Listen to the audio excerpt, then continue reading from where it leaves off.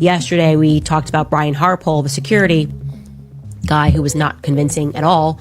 And he basically said, we didn't have drones because looking at the rooftops, because I wasn't allowed to have drones, right? We just were not allowed to have drones that day.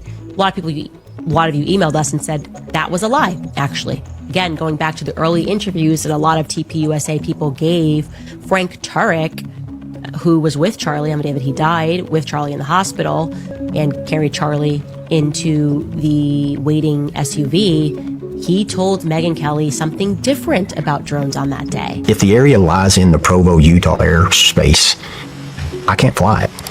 That's a 107B. We can't break the rules. Right? And then you have secondary restrictions, probably due to heavy foot traffic for the school, but I can't go in and break the rules. There's laws for a reason. And so now the school could have flown drones, the PD, but they didn't have them.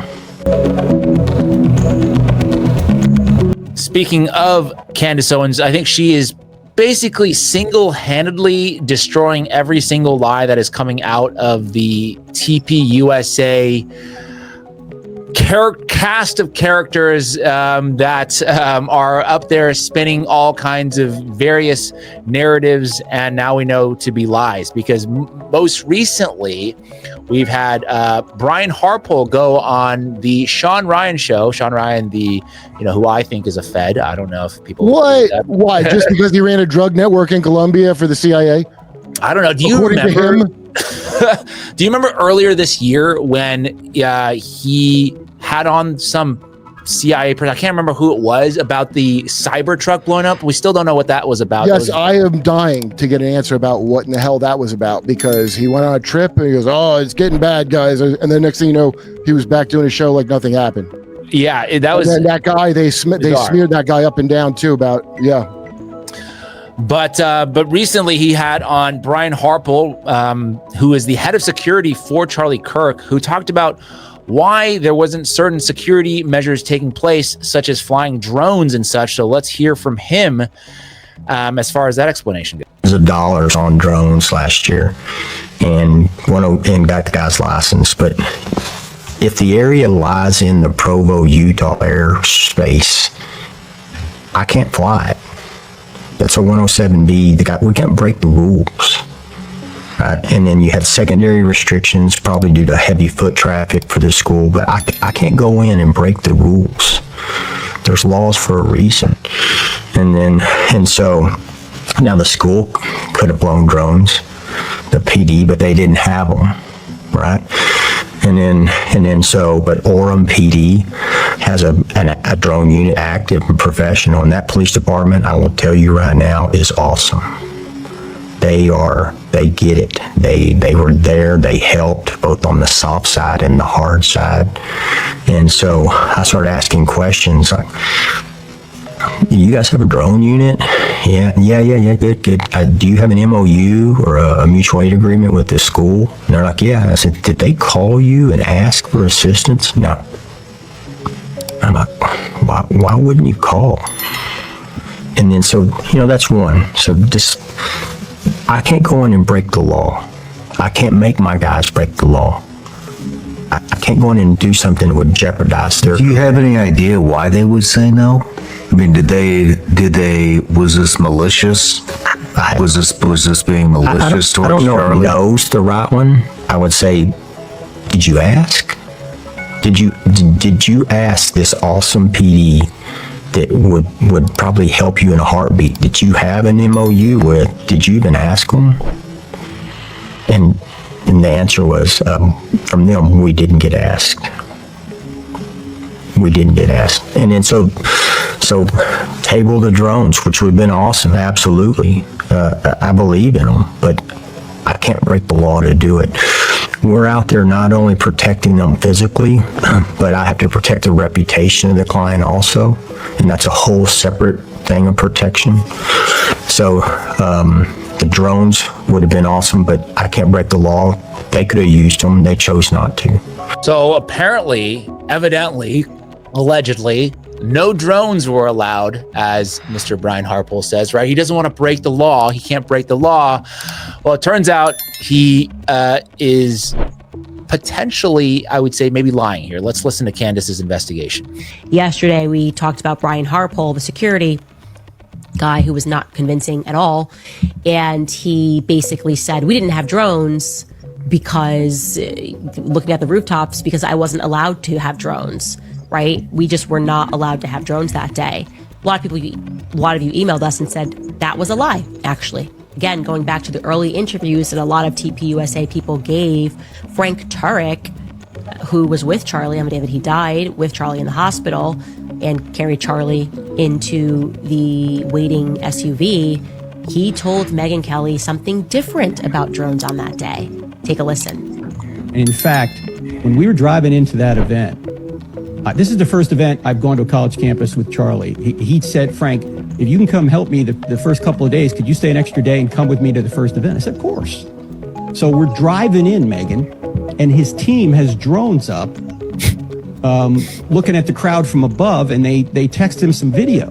And there's thousands of people there an hour before the start. And I said, Charlie. Okay, so it sounds like there were drones, and I did try to, okay, so I was like, okay, maybe he misspoke, whatever. No, there was drone footage. I found it. Here it is. Let's see.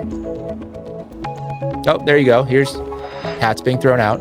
You can see the little amphitheater that they have there at UVU.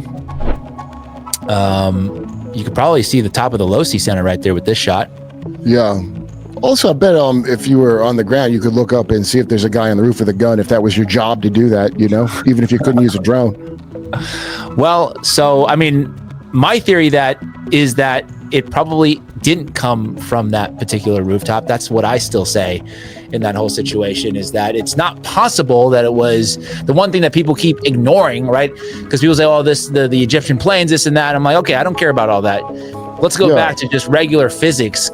With a 30-06. I've seen so many videos on this. I have yet to see one expert marksman or sniper or hunter be able to produce what we saw in terms of the gruesome public execution. That amount of damage is not compatible with that type of weapon. It's just not physically possible. Yeah, of course. Also, Pastor Rob McCoy, with his nonsense story about his son who was walking a dot in the distance on his phone. Every one of them is telling lies every single time.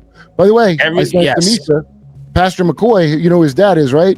Roy McCoy, the retired Navy intel. He's chief of staff for psychological warfare in the Navy in 1952. So the great generation as McCoy is involved in all kinds of great things. Yeah, absolutely. So in terms of just covering our bases here, somebody actually looked up what the UVU policy was around the drone, flying a drone over UVU, because he's like, oh, this is some airspace that just prohibited this and that. Here's what it actually says. It says, those seeking authorization to operate a UAS on university property must submit a request for authorization to operate a UAS/drone on UVU property, available on the Office Risk Management website, to the Office of Risk Management. This request shall include an acknowledgement that authorized pilots of UAS on university property must comply with this policy, blah, blah, blah. So essentially, yes, you can do it. You just have to apply for a permit to do it. And it looks like maybe they did, maybe they didn't. I mean, there were actual drones up there, so we just saw. So I don't know what they're going on about with these lies, because they're being easily debunked, not just by Candace Owens, just by people online saying, you just literally said something different last week, that you just said there was a bunch of drones up there that you guys were flying. So what is going on here? Does anybody actually buy did anybody actually buy that interview with Sean Ryan? I don't know. Did that work? Did that? I mean, I don't understand. There's all these like Joe Rogans that came out of nowhere all of a sudden. They're all supposedly Sean Ryan's been around for a while, but he's he's a former Navy, and he also had in that, I don't have the clip, but he also asked, what is a patsy? Some say he was just playing dumb, but I'm like, well, he probably is doing it. I mean, I could see that being the people at home that have never. Well, then you would just say that. You would just say, okay, for everybody at home, just clarify, what do you mean by a patsy versus what is a patsy? What is it? I think Joe Rogan could say that. A patsy is somebody Jamie, look that up. yeah. What is a patsy? So I thought that was particularly kind of dumb coming from a. You had that chick on from the CIA that was talking about how ISIS is snuck in the country and Al Qaeda. Oh, they made it in the White House. Did someone tell that brave CIA woman?